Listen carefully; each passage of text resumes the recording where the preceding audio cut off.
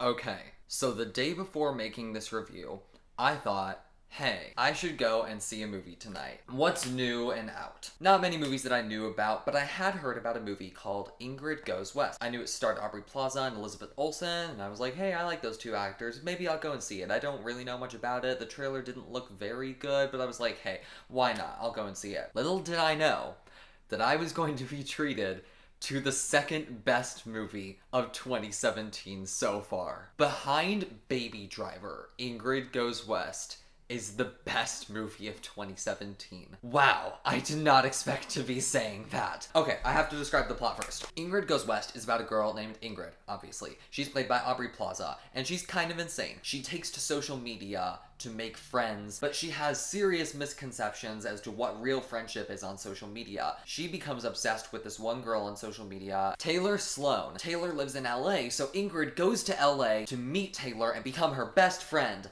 And it actually works. She actually gets herself involved in Taylor's life and becomes a good friend of hers, but everything is based off of a lie. And Ingrid is basically crazy. And this movie is so much fun. First off, I was invested in this movie the second it started. You know the scene in the trailer where Ingrid like sprays something on that girl at the wedding? That's the very first scene of the movie, and it is so much fun. It establishes everything you need to know about Ingrid's character, that she's a psychopath that has relationship issues, and it's just a really fun opening. And then I was hooked from that moment on, and the movie never slowed down after it, and I was so happy. What surprised me most about this movie is how relevant it is. It really has a lot of serious things to say about our modern society and internet fame, and about social standards, and about social boundaries, how people present themselves online and versus how they act in everyday life, what real friendships and what real connections are like. This movie has so much going on under the surface. That's why the things that Ingrid does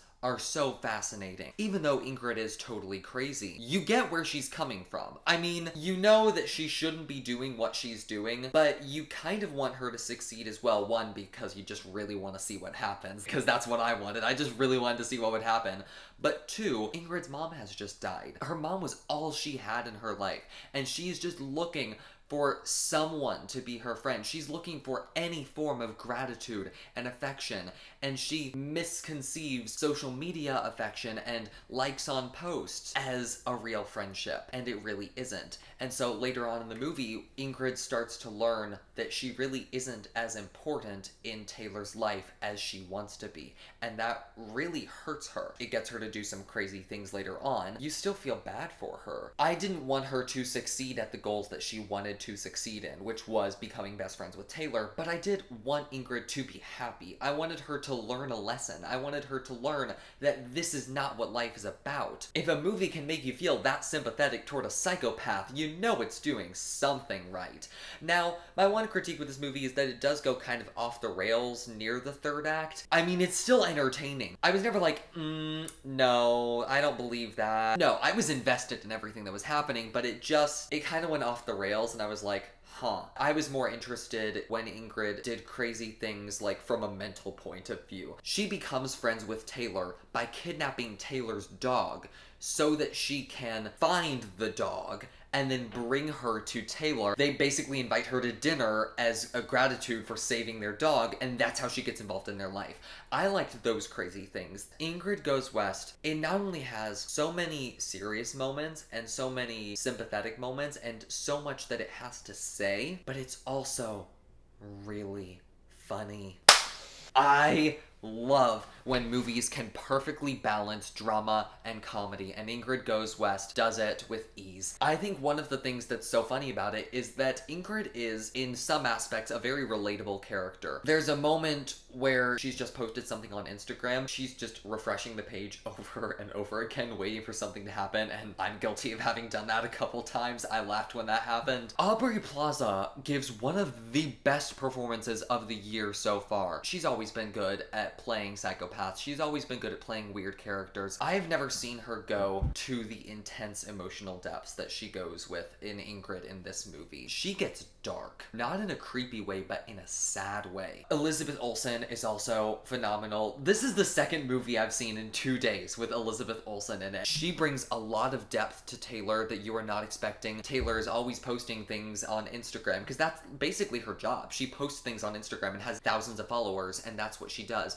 And she's just this amazing person that loves everything and embraces everything retro. She has a great relationship with her husband, and they have this really cute dog and just the perfect life, but it's really not. Taylor lives her life for instant gratitude. She basically lives her life through her Instagram account, and her husband resents her for it. He doesn't really like her. He's a struggling artist. They don't live as happy a life as they present themselves either. Taylor's brother is also a really great character. He just kind of acts like this energetic playboy type. And then there's David, who is Ingrid's landlord, kind of. He's obsessed with Batman. That's not just like a joke. There is reason behind it, and there's even emotional depths to his character that you learn as the story goes on.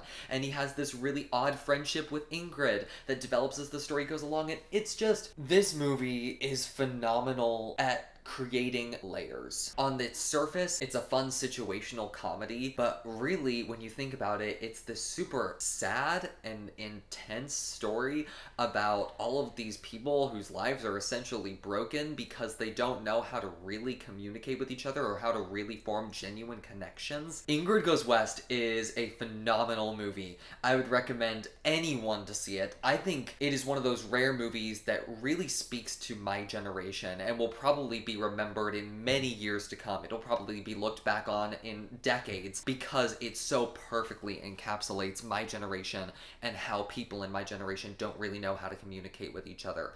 So I'm gonna give it a 9. I thought this movie was really great. Subscribe to High School Film Nerds. Please like this video, comment, because I'm sure there's more about this movie that I want to say. Follow us on Instagram and check out more of our reviews. Bye!